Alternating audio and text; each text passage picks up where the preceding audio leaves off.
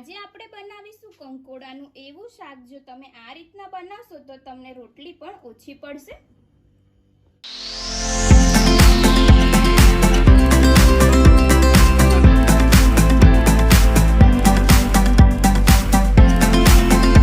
Hello friends, તો આજે આપણે બનાવીશું માત્ર ચોમાસામાં મળતા હેલ્ધી કંકોડાનું શાક। જો તમે આ રીતના બનાવશો તો ચોક્કસ તમારા ઘરે રોટલી પણ ઓછી પડશે અને બધા ખાતા રહી જશે। पहला આપણે કંકોડાને સમારી લેવાના છે। તો સાઈડમાંથી આપણે આ ભાગ કાઢી લઈશું। જો તમારે છાલ ઉતારી હોય તો થોડી છાલ ઉતારીને પણ આવી રીતના સમારી લેવાના છે। જો તમને એવું લાગતું હોય કે કંકોડા છોલ્યા વગર કડવા લાગે છે તો તમે છોલીને બનાવી શકો છો। આવી રીતના આપણે કટકા કરી લેવાના છે। આવી રીતના આપણે બધા કંકોડા સમારી લઈશું।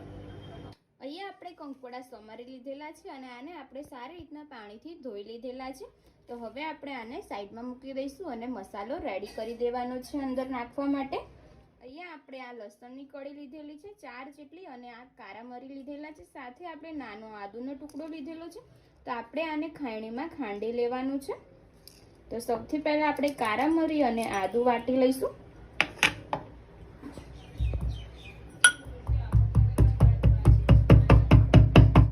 આપણે હવે લસણ એડ કરી દઈશું અને આને આપણે ઝીણું વાટી લેવાનું છે। એક કડાઈ લીધેલી છે, એની અંદર આપણે 2 પરી જેટલું તેલ એડ કરીશું।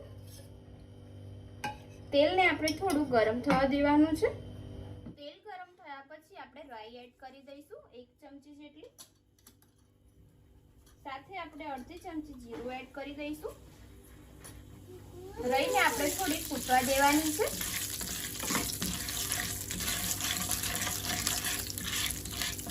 અહીંયા રાઈ આપણી ફૂટી રહી છે, સાથે આપણે આની અંદર એક ઝીણી સમારેલી ડુંગળી અને ટામેટા એડ કરી દઈશું। આને આપણે 1 મિનિટ માટે સાંતળી લેવાના છે।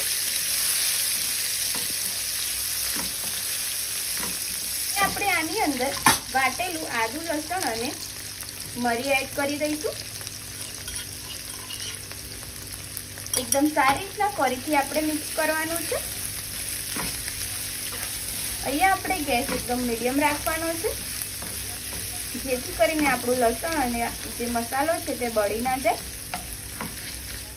એકદમ સારી રીતના ડુંગળી ટામેટા અને બીજો મસાલો શેકાઈ ગયો છે। હવે આપણે આની અંદર કંકોડા એડ કરી દઈશું। એને આપણે સારી રીતના મિક્સ કરવાનું છે। આની અંદર આપણે થોડી હળદર એડ કરી દઈએ, અડધી ચમચી જેટલી આપણે હળદર એડ કરવાની છે, સાથે આપણે સ્વાદ અનુસાર મીઠું એડ કરી દઈશું અને આ બધી વસ્તુ આપણે સારી રીતના મિક્સ કરવાની છે। હળદર નાખવાથી એકદમ કંકોડા પોચા થઈ જશે અને આને આપણે આવી રીતના તેલમાં જ સાંતળી લેવાના છે। બીજા મસાલા આપણે પછી એડ કરીશું।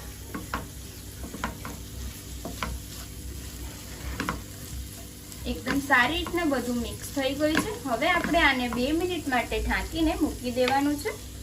એકદમ ગેસ આપણે મીડિયમ જ રાખીશું। પછી આપણા કંકોડા એકદમ નરમ થઈ ગયા છે। હવે આપણે આની અંદર બીજા મસાલા એડ કરી દઈશું। 1 ચમચી આપણે લાલ મરચું એડ કરવાનું છે, જેટલું તમને તીખું પસંદ હોય તેટલું તમે એડ કરી શકો છો। સાથે આપણે અહીંયા ધાણા જીરું એડ કરીશું। હું અહીંયા 1.5 ચમચી જેટલું ધાણા જીરું એડ કરું છું। ધાણા જીરું એડ કરવાથી આપણું શાક એકદમ મસાલાવાળું બનશે। એકદમ સારી રીતના આપણે ફરીથી આને મિક્સ કરી દેવાનું છે અને ફરીથી આપણે 2 મિનિટ માટે ઢાંકીને ચડવા દઈશું। અહીંયા આપણું સરસ કંકોડાનું મસાલેદાર શાક રેડી થઈ ગયું છે। હવે આપણે આને સર્વ કરી દેવાનું છે। ફ્રેન્ડ્સ, તમે જોઈ શકો છો આપણું કંકોડાનું એકદમ ઈઝી રીતના ઓછા સમયમાં શાક રેડી થઈ ગઈ છે। જો તમે આ રીતના બનાવશો તો ચોક્કસ તમારા ઘરમાં રોટલી પણ ઓછી પડશે। જો તમને મારી રેસીપી પસંદ આવી હોય તો વિડીયોને લાઇક કરજો, શેર કરજો, કોમેન્ટ કરજો અને ચેનલને સબસ્ક્રાઇબ કરવાનું ના ભૂલતા। તો ચાલો મળીએ આપણે આવી જ નવી રેસીપી સાથે। જય માતાજી, જય શ્રી કૃષ્ણ।